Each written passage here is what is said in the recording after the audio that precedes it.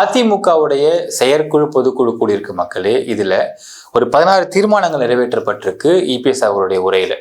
அது தீர்மானங்கள் என்னென்ன, தீர்மானங்கள் நியாயமானதா அப்படிங்கிறத பத்தியும், திமுகவுடைய ஒரு 10 அமைச்சர்கள் சிறை செல்வார்கள் அப்படிங்கிறத பகிரங்கமா சொல்லியிருக்காரு இபிஎஸ் அவர்கள். யார் அந்த அமைச்சர் அப்படிங்கிறத பத்தியும், 210 தொகுதியில நம்ம தான் வின் பண்ண போறோம் அப்படிங்கிறத ரொம்ப கான்பிடண்டா பேசியிருக்காரு திரு இபிஎஸ் அவர்கள். டீட்டெயிலா பார்க்க போறோம் இந்த பதிவுல.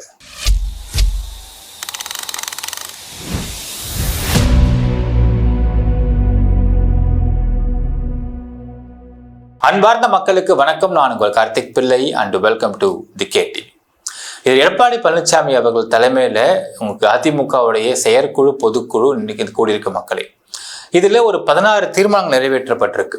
தீர்மானங்களை பார்க்கறதுக்கு முன்னாடி இபிஎஸ் உடைய ஸ்பீச் தான் ஹைலைட்டா போய் பேசப்பட்டு இருக்கு. முதல் விஷயம், 210 தொகுதிகளில் நம்ம தான் அப்படி வின் பண்ண போறோம். அது கால்குலேஷன் கொடுக்குறாரு. என்ன கொடுக்கலாம் பார்த்தீங்கன்னா, 2021, 24 அது இங்க லோக்சபா தேர்தல், இங்க நமக்கு சட்டமன்ற தேர்தல், ரெண்டுத்துலயும் வந்த டிஃபரன்சஸ் என்ன, அதிமுக மற்றும் பிஜேபி இவங்களுடைய அலையன்ஸ்ல எவ்வளவு பெர்சன்டேஜ் ஓட்டு வாங்குச்சு, இப்போ இந்த முறை எப்படி நம்ம அதை தக்க வச்சு கொண்டு வந்துருவோம் அப்படிங்கிறத பற்றியும், அதே மாதிரி சார் அப்படின்னு சொல்லக்கூடிய அந்த ஒரு முறையால் நான் விசாரித்த மக்களே, அதாவது தமிழ்நாட்டில் 1 கோடிக்கும் மேலான வாக்காளர்களுடைய இது நீக்கப்படுது அப்படின்னு விசாரிச்சப்போ தெரிஞ்சுது. ஸோ ஒவ்வொரு தொகுதியிலையும் பார்த்தீங்கன்னா 60,000 70,000 பேர் நீக்கப்பட்டுக்கிட்டு இருக்கிறாங்க ஆவரேஜ் அப்படின்னு ஒரு விஷயம் தெரிய வருது. ஸோ 1 கோடி பேர் நீக்கப்படுறாங்க அப்படின்னால் இதில் இன்னும் கொஞ்சம் ஸ்கூட்டினி ஆகிறதுக்கும் வாய்ப்பு இருக்குது. ஸோ இந்த 2 கான்செப்டால இங்கே அதிமுகவுடைய வின்னிங் உறுதியாகுது. 210 தொகுதி நம்ம தான் வின் பண்ண போகிறோம் அப்படிங்கிறத ரொம்ப கான்ஃபிடென்ட்டாக ரொம்ப போல்டாக பேசியிருக்காரு இபிஎஸ் அவர்கள். அது மட்டும் இல்லாமல் இதில் என்ன ஹைலைட்டான விஷயம்னு பார்த்தீங்கன்னா, ஒரு 10 அமைச்சர்கள் சிறை செல்வார்கள் அப்படின்னு சொல்லப்படுது. நம்ம அப்பயே சொன்ன மக்கள், அதாவது பிஜேபி இங்கே பாண்டிச்சேரியில் கால் ஊன்றிய பிறகு தமிழ்நாட்டில் கால் ஊன்றதுக்கு நிச்சயமாக அவங்க ஸ்டெப் எடுத்து வைப்பாங்க. அதில் இடையூறாக தடையாக இருக்கக்கூடிய ஒரே கட்சி திமுக மட்டும்தான். ஸோ திமுக மற்றும் திமுக அலையன்ஸ் கட்சிகளை அவர்கள் உடைத்து எறிவதற்கு ஒர்க் பண்ணுவாங்கன்னு நம்ம சொல்லியிருந்தோம். அதற்கேற்றார் போல இங்கே 10 அமைச்சர்கள் மீது ஊழல் குற்றச்சாட்டுகள் வரப்போகுது. 10 பேரும் எங்கே இருக்க போகிறாங்க அப்படிங்கிறத எப்படி சொல்லியிருக்காருன்னு பார்த்தீங்கன்னா, திமுக ஆட்சியில் அனைத்து துறைகளிலும் ஊழல் மலிந்துள்ளது. இதை ஒத்துக்கணும். கண்டிப்பாக எந்த ஆட்சியுமே ஊழலாம் நடக்கிறதும் கிடையாது. ஸோ திமுக ஆட்சி இந்த முறை பார்த்தீங்கன்னா 10 வருஷம் ஆட்சி இல்லாமல் வந்திருக்கிறதுனால ஊழல் பயங்கர அதிகமாக தான் இருந்துக்கிட்டு இருக்கு. அதே மாதிரி காசுக்கு ஓட்டுக்கு பணம் கொடுத்து ஓட்டு இடத்தை வாங்கிட முடியும் அப்படிங்கிறத ரொம்ப ஆணித்தரமாக நம்பிக்கிட்டு இருக்கிறாங்க அப்படிங்கிற ஒரு பேச்சும் வந்துக்கிட்டு இருக்கு. அடுத்தது, நகராட்சி நிர்வாகத்துறை ஊழல் குறித்து அமலாக்கத்துறை கடிதம் எழுதியுள்ளது. அதில் முதலாவதாக ஒருவர் சிறை செல்ல போகிறார். சட்டசபை தேர்தலுக்கு முன் அடுத்த 100 நாட்கள்ல, இந்த கெடு வேற சொல்றார் இபிஎஸ் அவர்கள், அடுத்த 100 நாட்களுக்குள்ள ஒரு 10 அமைச்சர்கள் சிறை செல்வார்கள் அப்படிங்கிறதையும் கெடுவா சொல்றாரு. 100 நாட்கள்ல திமுக அமைச்சர்கள் பத்திரமான இடத்துக்கு போவர். அடுத்தது, முன்னாள் அமைச்சர் பொன்முடி, ஏன்னா அவர் மீது ஆல்ரெடி இந்த கேஸ் ஒன்று கன்விக்ஷன் ஆகி அதுக்கப்புறம் ஸ்டே ஆர்டர் போட்டு இப்போ அதுக்கான ஒரு அப்பீல் போயிட்டு இருக்கு மக்களே. அதில் டெஃபினட்டாக கன்விக்ஷன் ஆகுன்ற மாதிரி தான் எதிர்பார்க்கப்படுது. முன்னாள் அமைச்சர் பொன்முடி, அமைச்சர்கள் துரைமுருகன், நேரு, அனிதா ராதாகிருஷ்ணன், பெரியசாமி, தங்கம் தென்னரசு, ராமச்சந்திரன், ராஜகண்ணப்பன், சக்கரபாணி, சிவசங்கர் என பலர் ஊழல் பட்டியலில் இடம்பெற்றுள்ளனர். இவர்கள் எல்லாம் தேர்தல் நேரத்தில் எங்கு இருப்பார்கள் என்று தெரியவில்லை. வெளியில் இருப்பது சந்தேகம்தான், ஏனெனில் நடவடிக்கை துவங்கிவிட்டது. பத்திரமாக இருக்க வேண்டிய இடத்தில் இருப்பார்கள் அப்படின்னு நக்கலா பேசுகிற ஐபிஎஸ் அவர்கள். ஸோ என்ன அர்த்தம்னா, இடி உள்ள வருவாங்க, இடி உள்ள வந்தால் பிஎம்எல் ஆக்டின் படி கண்டிப்பாக அரெஸ்ட் பண்ணுவாங்க அப்படிங்கிற மாதிரி தான் இந்த நிலைமை போய்கிட்டு இருக்கு. இன்னும் பார்த்தீங்கன்னா அடுத்த ஒரு 2 மாதத்துக்குள்ளே இந்த ஆக்ஷன்ஸ் ரொம்ப ஃபாஸ்ட்டாக இருக்கும் அப்படின்னு சொல்லப்படுது. ஃபெப், மார்ச் இந்த 3 மாதத்தில் டெஃபினட்டாக இந்த விஷயங்கள்லாம் ஃபாஸ்டாக்கப்பட்டு இவர்கள் அனைவரும் சிறைக்கு செல்வார்கள் அப்படிங்கிறத உறுதியாக சொல்றார் இபிஎஸ் அவர்கள். அப்படி இந்த 10 அமைச்சர்கள் சிறைக்கு சென்று விட்டார்களே ஆனால் நிச்சயமா திமுக ஆட்டம் காணும். இன்னொரு பக்கம் விஜய் அவர்கள் காங்கிரஸை புல் பண்றது எல்லா வேலையும் பார்த்துக்கிட்டு இருக்காரு. இப்போ காங்கிரஸ் அங்கேருந்து வெளியே போகுதுன்னா கூடவே முஸ்லீம் லீக்ஸ் போன்ற அந்த கட்சிகளும் வெளியே போறதுக்கான வாய்ப்பு இருக்கு. ஸோ அப்போ டிஎம்கே வீக்கர் ஆக்கிறதுக்கு ஒரு பக்கம் அலையன்ஸை உடைக்கிறாங்க, இன்னொரு பக்கம் உள்ள இருக்கக்கூடிய டிஎம்கே மினிஸ்டர்ஸை இடி வச்சு அரெஸ்ட் பண்ண போறாங்க அப்படின்னும் பொழுது டிஎம்கே நிச்சயமா ஆட்டம் காண்பதற்கு அதிக வாய்ப்பு இருக்கு. இப்போ அதிமுகவா இல்லை தாவேக்காவா அப்படிங்கப்பட்ட டிவிகே வந்து ஒரு அன்கன்டெஸ்டடான ஒரு பார்ட்டி தான், இன்னும் வந்து அன்டெஸ்டட் பார்ட்டி வேற. அவங்க எப்படிப்பட்ட ஓட்டு வாங்குவாங்கன்னு டெஸ்ட் பண்ணப்படவில்லை. பட் இருந்தாலும் இவங்க 2 பேருக்குள்ள அதிகமான போட்டிகள் நிலவுமா அப்படிங்கிறதை பார்க்கணும். அப்படி நிலவுச்சுன்னா அதிமுக வின் பண்ணுறதுக்கு அதிக வாய்ப்புகள் இருக்குது. ஏன்னால் இவர்கள் இங்கே இருக்கக்கூடிய எம்எல்ஏக்கள், முன்னாள் எம்எல்ஏக்கள், அமைச்சர்கள், முன்னாள் அமைச்சர்கள்லாம் பார்த்தீங்கன்னா எல்லாருமே வந்து கிட்டத்தட்ட பல தேர்தலை களம் கண்டவர்கள். அதை ஃபர்ஸ்ட் எடுத்துன்னு சொல்கிறாரு அவர் இபிஎஸ் அவர்கள். பல தேர்தலில் களம் கண்டவர்கள் தான் இங்கே உட்காந்துருக்கிறீங்க, இந்த மாதிரி நம்ம கண்டிப்பாக வின் பண்ணி ஆகணும் அப்படிங்கிறது ரொம்ப கான்ஃபிடண்டாக பேசிகிட்டு இருக்காரு இபிஎஸ் அவர்கள். இப்போ இந்த 16 தீர்மானங்கள் போட்டிருக்காங்க. தீர்மானங்களில் எது எது சரி தவறு அப்படிங்கிறதையும் அனலைஸ் பண்ணி பார்க்க வேண்டிய கட்டாயத்தில் இருக்கிறோம். தமிழக சட்டசபை தேர்தலையொட்டி அமைக்கப்பட்டுள்ள கூட்டணிக்கு அதிமுக தலைமை தாங்குகிறது. ஓகே, அடுத்தது கூட்டணியில் இடம்பெறும் கட்சிகள் குறித்து முடிவெடுக்கும் முழு அதிகாரத்தை அதிமுக பொதுச் செயலாளர் பழனிசாமி அவர்களுக்கு பொதுக்குழு வழங்குகிறது. இப்போ இதை எதிர்த்து விமர்சனம் பண்றாரு திரு RS பாரதி அவர்கள். என்ன சொல்றாருன்னா, முழு அதிகாரம் அதிமுக கொடுத்துருக்குறாங்களா இல்லை பிஜேபி தான் வந்து இதை பொம்மலாட்டமாக பண்ணிட்டு இருக்கிறாங்களா அப்படிங்கிற விமர்சனத்தை வைக்கிறார். ஆனால் பிஜேபியில் இருக்கக்கூடிய திரு அமித்ஷா சொல்றாரு அதிமுக தலைமையில் தான் கூட்டணி அமையும் அப்படின்னு சொல்றாரு. இது ஏன் சொல்றாங்க அப்படின்னு பார்த்தா, தமிழகத்தை பொறுத்தளவுக்கு தமிழகம், கேரளா, இங்கே பாண்டிச்சேரி, இந்த மாதிரி சதர்ன் ஸ்டேட்ஸ் ஆஃப் இந்தியாவை பொறுத்தளவுக்கு அங்கே இருக்கக்கூடிய ரீஜனல் பார்ட்டிஸ் கூட நேஷனல் பார்ட்டியான பிஜேபி அலையன்ஸாக கோர்ந்தா மட்டும்தான் there is a possibility of winning. BJP தலைமையில் ஆட்சி அமைக்குது அப்படின்னு போட்டால் எதிர்கட்சிக்கு அது ஃபேவரபுளாக அமைஞ்சிரும். ஸோ இங்கெல்லாம் பார்த்தீங்கன்னா ஆன்டி பிஜேபி இந்த மைண்ட் செட் ரொம்ப ஜாஸ்தி. ஸோ இதனால தான் பிஜேபி வந்து இந்த இடத்துல அதிமுகவோட தலைமையில் நம்ம கூட்டணி வைக்கிறோம் அப்படிங்கிற வார்த்தையை அவங்க உச்சரிக்கிறாங்கன்றதையும் நம்ம புரிஞ்சுக்க முடியும்னால. அடுத்தது பட் அலையன்ஸோடைய ஃபார்மேஷனுக்கெல்லாம் இபிஎஸ் தான் ஃபுல்லாக முழு அதிகாரம் படைத்தவரா அப்படின்னு அதை விமர்சனம் பண்ண RS பாரதி பண்ணுறாரு. இப்போ என்ன தீர்மானம் போடப்பட்டிருக்குன்னா, அதிமுகவோட கூட்டணியை சேருவதில் அதிமுகக்குள்ள இருக்கக்கூடிய நபர்கள் வேற யாரும் வந்து இதில் பண்ண முடியாது, இபிஎஸ் அவர்கள் தான் முழு அதிகாரம் படைத்தவர் அப்படின்னு தான் இந்த ஒரு வாக்கியத்தில் அவன் புரிஞ்சிக்க முடியுது மக்களே. அலையன்ஸ் பார்ட்டிஸ் கூட அவர் டிஸ்கஷன் பண்ணி அந்த முடிவை அவர் எடுக்கிறாரா அப்படின்னா கண்டிப்பாக அப்படியே எடுத்தாகணும். பட் அலையன்ஸ் பார்ட்டிஸ்குள்ளேயே அமித்ஷா அவர்கள் தான் கை ஓங்கி இருக்கா அப்படின்னு கேட்டால் கண்டிப்பாக ஓங்கி தான் இருக்கு. ஏன்னால் அவங்க சென்ட்ரலில் இருக்கிறாங்க, அவங்களுடைய கை நிச்சயமாக இபிஎஸ் ஓங்கி தான் இருக்குது, அதில் மாற்றுக்கிறது கிடையாது தான். அடுத்தது, கோவை மற்றும் மதுரையில் மெட்ரோ ரயில் திட்டத்திற்கு மத்திய அரசு அனுமதி அளிக்க வேண்டும். மெட்ரோ ரயில் திட்ட ஒப்புதலை முறையாக போதிய புள்ளி விவரங்களோடு அனுப்பாத திமுக அரசின் நிர்வாக திறமையற்ற போக்கிற்கு கண்டனம் போட்டிருக்காரு.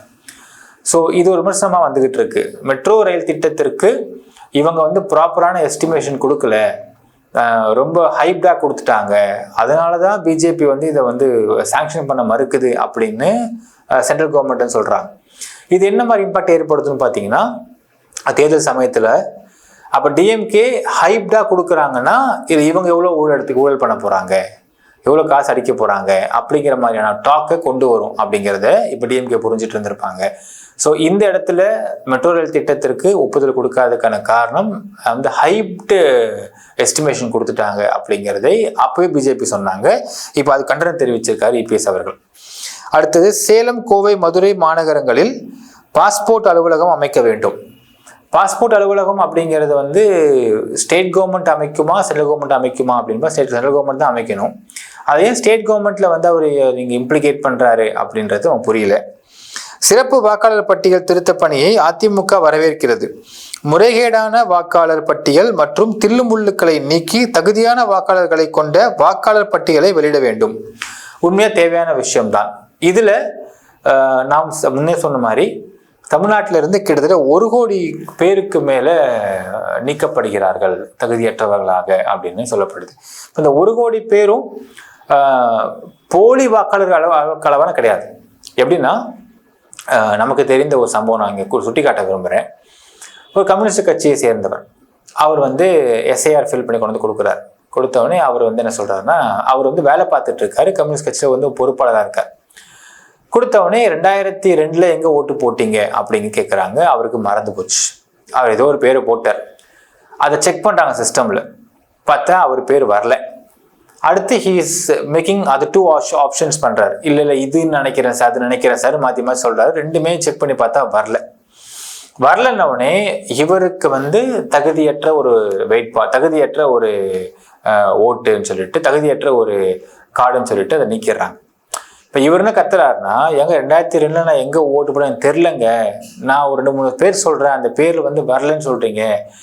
இப்போ நான் தகுதியற்றவன் நீங்க சொன்ன, நான் அந்த உலகத்துல வாழலையா, அந்த நாட்டில் வாழலையா, நான் உயிரோடு தானே இருக்கேன், இப்போ ஓட்டே இல்லையா அந்த நாட்டில், இந்திய பிரஜை தானே அப்படிங்கிறார். இப்போ இவங்க என்ன சொல்றாங்க, சார் இந்த வாக்காளர் இந்த ஓட்டர் ஐடி இன்வேலிட், நீங்க வேணா ஃப்ரெஷ்ஷாக அப்ளை பண்ணுங்கன்னா அதுவும் முடியாது, அது எக்ஸிஸ்டிங்காக இருக்கு. இப்போ இந்த கன்ஃபியூஷன்ஸ் இருக்குது மக்கள்கிட்ட. இப்போ இந்த கன்ஃபியூஷன்னால மனுஷன் உயிரோடு இருக்காரு, கண்மடி நிற்கிறாரு. அவருக்கு 2002 ஓட்டு போடுறது எங்கன்னு தெரியல. இதனால இவருடைய SIR ஃபார்ம் வந்து இன்வேலிடா மாறுது. இவரு ஓட்டு போட முடியாது. அவர் சொல்ல, சார் நான் பூத் ஏஜென்ட் கம்யூனிஸ்ட் கட்சியில, நான் ஒவ்வொரு எலெக்ஷனையும் நாங்கள் போய் உட்காந்துட்டு தான் இருக்கிறேன், என்னை இன்வாலிட் நீங்கள் சொல்றீங்களே சார். அவங்க சார் நான் என்ன சார் பண்ண முடியும், சட்டம் அப்படி சொல்லுவேன் சார்ன்றாரு. இதான் சார் ப்ராசஸ் அப்படிங்கிறாங்க. ஸோ இந்த மாதிரி கிட்டத்தட்ட 1 கோடி பேருக்கு மேலே தமிழ்நாட்டில் நீக்கப்படுகிறார்கள் அப்படிங்கிற ஒரு புள்ளி விவரம் நமக்கு வந்து பேசும்போது கிடைக்கின்றது. அப்போ இத்தனை பேர் நீக்கப்படுறாங்க அப்படிங்கிறதும், இவங்க நீக்கப்படுறதுக்கு லாஜிக்கா ஒரு பாயிண்ட் இல்லைன்றதும் நம்ம புரிஞ்சுக்க முடியும் இந்த இடத்துல. ஏன்னா அவங்க நீக்கப்படக்கூடாது, ஏன்னா மனுஷங்களோட தான் இருக்கிறார்.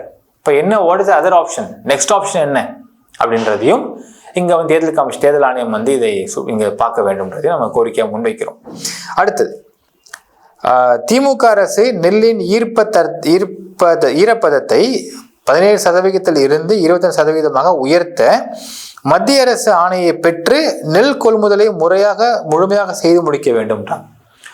இது ஏன் இந்த பாயிண்ட் வருதுன்னா, மக்களே, மழையில வந்து நீங்க மழைன்னு கிடையாது, ஜென்ரலாகவே நம்ம வந்து நெல்லை கொள்முதல் பண்ணிட்டு ஏதோ டக்குன்னு மழை தெரியாம வந்துருச்சுங்க, ஏதாவது ஈரமாகி போச்சு அப்படின்னா 17% ஈரப்பதம் இருந்தால் மட்டும்தான் கொள்முதல் பண்ணிப்பாங்க அரசாங்கம். 22% இருந்ததுன்னா 17க்கு மேலே தான் எடுத்துக்க மாட்டாங்க. 22% நீங்கள் மாற்றி நீங்கள் ஒரு லா கொண்டு வந்து நீங்கள் கொள்முதல் பண்ணிக்கோங்க அப்படின்னு EPS அவர் சொல்கிறார். இதை பண்ண வேண்டியது சென்ட்ரல் கவர்மெண்ட் தான், ஸ்டேட் கவர்மெண்ட் கிடையாது. இது திமுக மேலே பழியை கொண்டு வந்து போடுறதுக்கு இது லாஜிக்காக நமக்கு இடிக்குதுன்றதையும் புரிஞ்சுக்க முடியுது. தஞ்சை தரணிக்கு துரோகம் இழைத்து விட்டு தானும் டெல்டாக்காரன் தான் என தம்பட்டம் அடித்து வேருக்கு வெந்நீரையும் விவசாயி கண்களுக்கு கண்ணீரையும் தொடர்ந்து ஸ்டாலின் தருவது கண்டிக்கத்தக்கது. இந்த ரைமிங் அண்ட் டைமிங் நல்லா இருக்கு மக்களே. இவர் ரைமிங்கா பேசி கொடுத்துருக்காரு. ஒவ்வொரு ஆண்டும் வடகிழக்கு பருவமழையின் போது தொடர் மழை, கனமழை, வெள்ளம், புயல், காற்று போன்ற இயற்கை பேரிடர்கள் ஏற்படுகிற பொழுது மக்களை பாதுகாப்பதில் தோல்வி அடைந்து வரும் திமுக அரசு புயலால் பாதிக்கப்பட்ட விவசாயிகளுக்கு குறைந்தபட்சம் ஏக்கர் ஒன்றுக்கு 30,000 ரூபாய் நிவாரணம் வழங்க வேண்டும். புயல், வெள்ளம், நேச்சுரல் கலாமிட்டிஸை ஒன்றுமே செய்ய முடியாது மக்களே. நம்ம என்னதான் நம்ம இந்த இடத்துல வந்து பாதுகாப்பாக இருந்தாலும், என்னதான் இன்ஃப்ராஸ்ட்ரக்சர் பக்காவாக இருந்தாலும், அந்த வெள்ளம் அதீத மழை வரும் பொழுது அந்த மழை நீர் வடிகால் போயிடுறதுக்கு இங்கே நம்ம இன்ஃப்ராஸ்ட்ரக்சர்ஸை ப்ராப்பராக மேக் பண்ணல. இந்த ஆட்சி மட்டும் இல்லை, இது வந்து கிட்டத்தட்ட ஒரு 30 வருஷம் நடந்துக்கிட்டு இருக்கு. அப்போ அதிமுக ஆட்சியும் இதில் வந்து பங்கு தான். இப்போ வேளச்சேரியில் வந்து தண்ணி தேங்குதுன்னா அந்த ஏரியாக்களில் வீடுகளுக்கு கட்டுவதற்கு எல்லா விதமான லைசன்ஸிங்கும் கொடுத்தது திமுக மட்டும் இல்லை, அதிமுகவும் கொடுத்துருக்கு, எல்லா கட்சியும் கொடுத்துருக்கு. இந்த தமிழ்நாட்டை பொறுத்தளவுக்கு, சென்னையை பொறுத்தளவுக்கு நம்ம எல்லா இடத்தையும் வளைச்சி போட்டு வீடு கட்ட ஆரம்பிச்சிட்டோம். ஸோ தண்ணி இப்போ வழி இல்லை, தண்ணி வீடுக்குள்ளே வந்துடுது. இதை வந்து எந்த ஆட்சி வந்தாலும் மாற்றவே முடியாது தான். அப்படி மாற்றணும்னா நீ ஏரியில் கொடுத்த எல்லா வீட்டையும் இடிச்சு தள்ளிட்டு அதை மொத்தமாக ஏரியா மாற்றணும். ஸோ அதுவும் முடியாத காரியம்.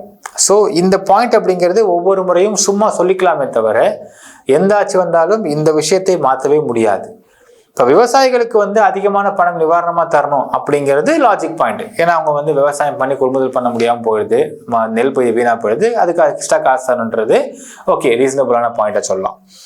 அந்நிய முதலீட்டில் ஆமை வேகம் காரணமாக முதலீடுகள் குறைகின்றன. தொழில் நிறுவனங்கள் இடம்பெயர்கின்றன. ஆனால் தமிழக மக்களை தொடர்ந்து ஏமாற்றி பொய் புரட்டு புள்ளி விவரங்களை அள்ளி வீசும் முதல்வரையும் தொழில்துறை அமைச்சரையும் பொதுக்குழு கண்டிக்கிறது. இனியும் தமிழக மக்களை ஏமாற்ற முயல வேண்டாம். இது பெரிய விமர்சனம் போயிட்டு இருக்கு மக்கள். ஏன்னால் தமிழ்நாட்டில் இருக்கக்கூடிய சில கம்பெனிஸ் வந்து இடம்பெயர்கிறாங்க. சாம்சங்கே பார்க்கலாம். சாம்சங்குள்ள பார்த்தீங்கன்னா இந்த தொழிலாளர்களுடைய போராட்டம்லாம் நடந்த பொழுது இதன் போராட்டத்தில் முன்னின்று கலந்துக்கிட்டது யாரும் பார்த்தீங்கன்னா கம்யூனிஸ்ட் மற்றும் பிசிக்கு. திருப்பி நம்ம பாருங்க, நம்ம சொல்றது தான், டிஎம்கே உடைய கவர்மெண்ட் ஊழல் பண்றாங்கன்னு கண்டிப்பாக பண்றாங்க தான். ஊழல் எல்லா ஆட்சிலையுமே இருந்துகிட்டு தான் இருக்கு. ஆனால் இந்த மாதிரியான விஷயங்கள்ல இப்ப சாம்சங் ஒரே வார்த்தை சொன்னாங்க, நாங்கள் இங்க இருக்கிறதா இல்லை காலி பண்ணிட்டு நான் பக்கத்து ஸ்டேட்டுக்கு நான் போடுவேன் கேட்டாங்க. இந்த பிரச்சனையை வந்து ஊதி பெருசாக்குனது யாருன்னு பார்த்தீங்கன்னா கம்யூனிஸ்ட் மற்றும் பிசிகே தான். கூட்டணி கட்சிகளால் திமுகவுக்கு நிறைய ஒரு அவப்பெயர் வந்திருக்குது அப்படின்னால் அது மாற்று கருத்து கிடையாது. இந்த 2021 ஆட்சியின்படி பார்த்தா. அடுத்தது, தமிழகத்தில் சிறுமியர் இளம்பெண்கள் முதல் வயதான பெண்கள் வரை பாதுகாப்பில்லாத சூழ்நிலை இருப்பது வேதனை அளிக்கக்கூடிய நிகழ்வாகும். காவல்துறையை கையில் வைத்திருக்கும் முதல்வர் ஸ்டாலின் நிர்வாக திறனற்ற போக்கிற்கு கண்டனம் தெரிவிக்கிறோம். இது ஏற்றுக்க முடியாத பாயிண்ட் மக்களே. கேட்டால் அண்ணா யூனிவர்சிட்டி பற்றி பேசுவாங்க. அண்ணா யூனிவர்சிட்டியில் நடந்த விஷயமே வேற. அதை வெளியே கொண்டு வந்து அதை அஜெண்டா பண்ண அந்த நேரேட்டிவ் செட் பண்ணதே வேற. ஸோ இங்கே பெண்களுக்கு பாதுகாப்பே இல்லைன்னு சொல்றதெல்லாம் ஏற்றுக்க முடியாத விஷயம். லா அண்ட் ஆர்டரை பொறுத்தளவுக்கு இங்கே பெண்கள் பாதுகாப்பு நல்லா தான் இருந்துகிட்டு இருக்கே தவிர எந்த பிரச்சனையும் இருப்பதாக தெரியவில்லை. பட் இந்த பாயிண்டாக போட்டி பேசுவாங்கன்றது பொலிட்டிக்கல் அஜெண்டா. தமிழகத்தின் நிதி நிலைமை படுபாதாரத்தில் உள்ளது. கடன் தொகையில் மூலதன செலவு செய்யாமல் வருவாய் செலவினத்திற்கு ஊதாரித்தனமாக செலவழித்துவிட்டு தமிழக மக்களை தொடர்ந்து கடனாளியாக்கும் திமுக ஃபெயிலியர் மாடல் அரசுக்கு கண்டனம். இது சொல்றாரு. இவரே என்னங்கிறாருன்னா, இந்த முறை பொங்கலுக்கு 5000 ரூபாய் கொடுக்கணும்னு சொல்றாரு இபிஎஸ் அவர்கள். ஏன்னா அவரே வழிவகுக்கிறாரு. இது எப்படி பாலிடிக்ஸ் பாருங்க மக்களே. இதுதான் பொலிட்டிக்கல் ட்ரிக்கு. என்னன்னா, பொங்கலுக்கு இந்த முறை காசு கொடுத்தா தமிழகம் இன்னும் கடன்ல போய் விழுந்துரும் அப்படிங்கிறது இங்க இருக்க ஐஏஎஸ் ஆபீசர் சில பேருடைய ஒரு மிக முக்கியமான கருத்து கணிப்பு. ஆனால் பொங்கலுக்கு 5000 ரூபாய் கொடுக்க வேண்டும் அப்படிங்கிறத இவரே வலியுறுத்துறார். ஆல்ரெடி மாதம் 1000 ரூபாய் வந்து போயிட்டு இருக்கு பெண்களுக்கு. வயதானவங்களுக்கு தனியாக ஒன்று போயிட்டு இருக்கு. இங்க வந்து மகளிர் பயணம்னு சொல்லிட்டு அது வந்து ஒரு ஃப்ரீயா வந்து பஸ் ஃபேர் போயிட்டு இருக்கு. இப்படிலாம் போகும் பொழுது இந்த பொங்கலுக்கு 5000 ரூபாய் ஒரு கார்டுக்குன்னு கொடுத்தா எவ்வளவு அமௌண்ட் கொடுக்கும்? எத்தனை 100,000 கோடி கொடுக்க வேண்டியது இருக்கும். அப்படி கொடுத்தா இன்னும் திமுக அரசு கடனாளி தான் போகணும், நிச்சயமா போக தான் செய்யும். ஸோ இந்த இலவசங்கள் கொடுப்பதையும் இந்த பொங்கலுக்கு காசு கொடுக்கறதையும் அப்படிங்கிறத இவரே ஊக்குவிச்சு மக்களை ஏற்றி விட்டுட்டு இவரே வந்து கடனாளியா போயிடுச்சுன்னு சொல்றாரு அப்படிங்கிறதும் இங்க பார்க்க முடிகிறது. அரசியல் ட்ரிக். ஆனா ஒரு விஷயம் இங்க ஒத்துக்க வேண்டும், திமுக அரசில் ஊழல் நிறைய நடந்திருக்கு. அதில் மாற்று கருத்து கிடையாது. இந்த 1000 ரூபாய் மகளிர் உரிமை தொகை அப்படிங்கிறது இங்க பணம் வாங்கக்கூடிய பெண்களுக்கு வேணா நல்லதா இருக்கலாம். ஆனால் it is a disaster scheme. தமிழகத்தினுடைய கஜானாக்கள்ல மிக முக்கியமான ஒரு அமௌண்ட் பார்த்தீங்கன்னா அரசு ஊழியர்களுக்கு சம்பளமா போகுது.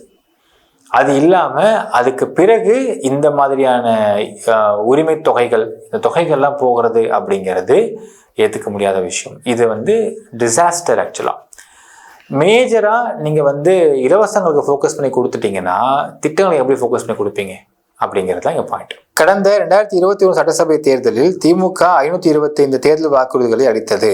ஓகே, அவற்றில் மிக குறைவான வாக்குறுதிகளை அரைகுறையாக நிறைவேற்றிவிட்டு நீட் தேர்வு, கல்வி கடன் ரத்து, பழைய ஓய்வூதிய திட்டம் அமல் போன்ற எண்ணற்ற வாக்குறுதிகளை கிடப்பில் போட்டு அனைத்து தரப்பு மக்களை ஏமாற்றி வரும் திமுக அரசுக்கும் முதல்வர் ஸ்டாலினுக்கும் கண்டனம் கொடுத்திருக்கார். இதை பற்றி நம்ம பேசி ஆகணும் மக்களே.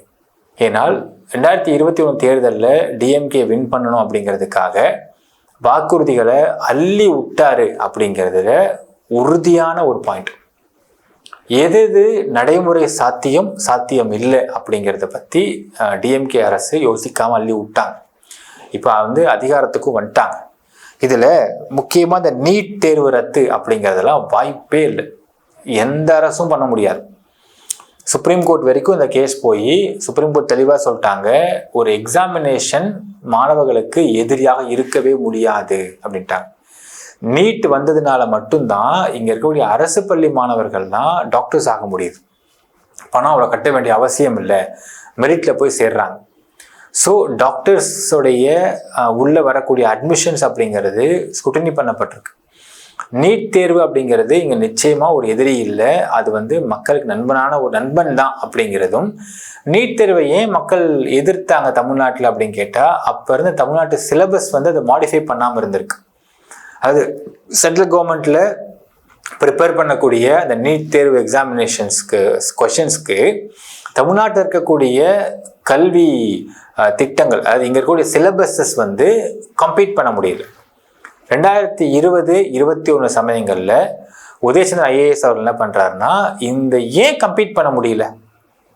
அப்போ தமிழ்நாட்டில் இருக்கக்கூடிய இங்கே இருக்கக்கூடிய ஸ்டேட் போர்ட் மெட்ரிகுலேஷன் ஸ்கூல்ஸால் நீட் தேர்வு எழுத முடியாமல் அவங்க பயப்படுறதுக்கான காரணம் என்ன அப்படின்னு கேட்டால் சிலபஸ் தான் பிரச்சனை.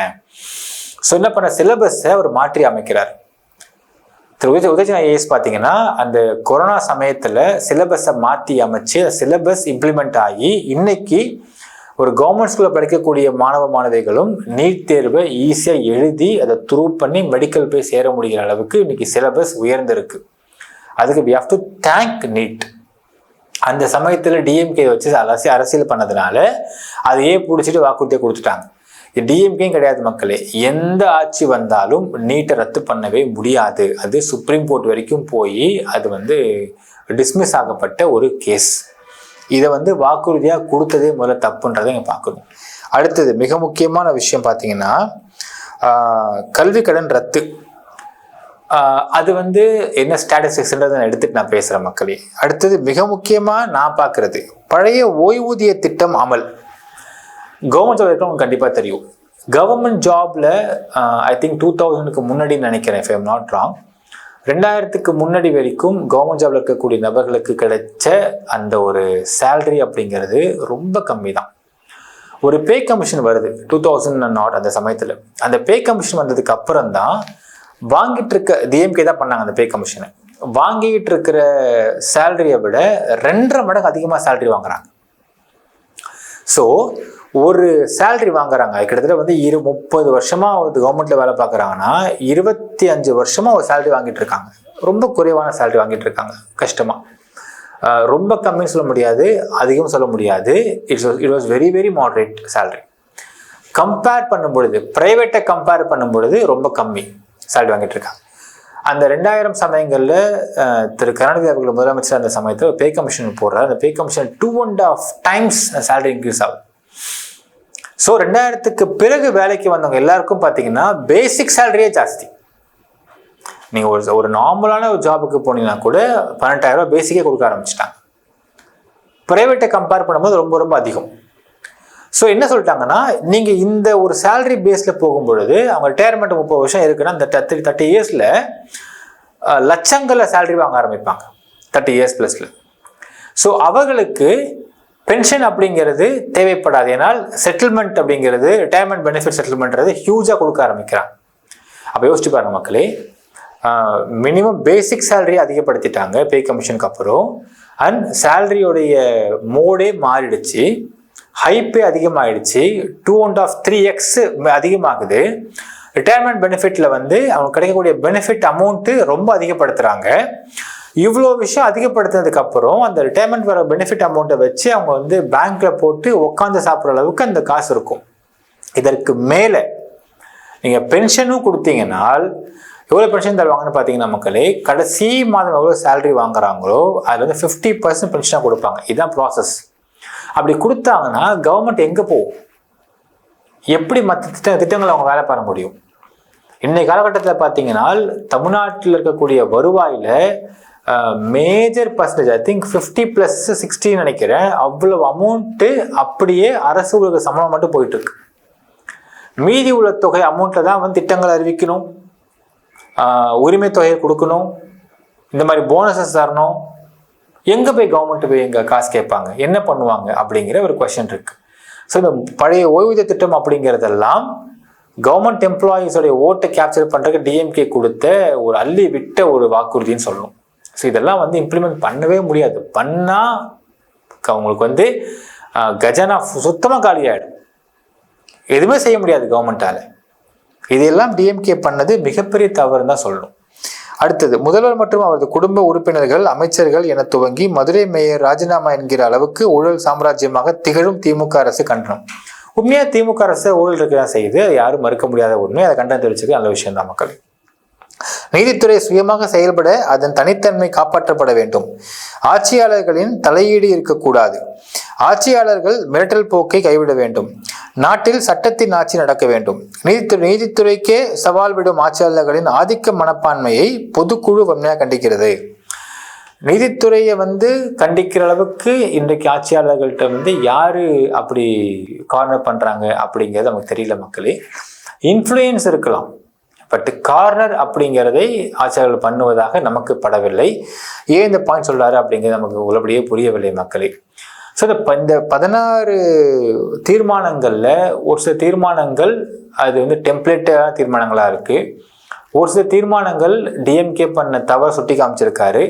ஒரு சில தீர்மானங்கள் டிஎம்கே இதெல்லாம் பண்ணியிருக்க கூடாது அப்படிங்கிறத சுட்டி காட்டியிருக்காரு. அண்ட் ஒரு சில தீர்மானங்கள் நியாயமானதாக இருக்கின்றதும் பார்க்க முடிகின்றது. ஸோ இந்த முறை 210 தொகுதியில் அதிமுக வின் பண்ணிடும் அப்படின்னு ரொம்ப கான்ஃபிடண்டாக பேசிட்டு இருக்காரு இபிஎஸ் அவர்கள். அதற்கு ஏற்றாற் போல் 10 அமைச்சர்கள் டிஎம்கேலேருந்து அரெஸ்ட் பண்ணப்பட்டு விட்டால் டிஎம்கே ஆட்டம் கன்றுமா அப்படின்னு கேட்டால் நிச்சயமாக ஆட்டம் கன்றும். பேஸ் லெவலில் உடைக்கும் பொழுது டாப் லெவலில் இருந்து ஒன்றுமே செயல்பட முடியாது அப்படிங்கிறது தான் நிதர்சனமான உண்மை. இன்னைக்கு நிறைய கமெண்ட்ல மென்ஷன் பண்ணுங்க மக்களே. நன்றி, வணக்கம்.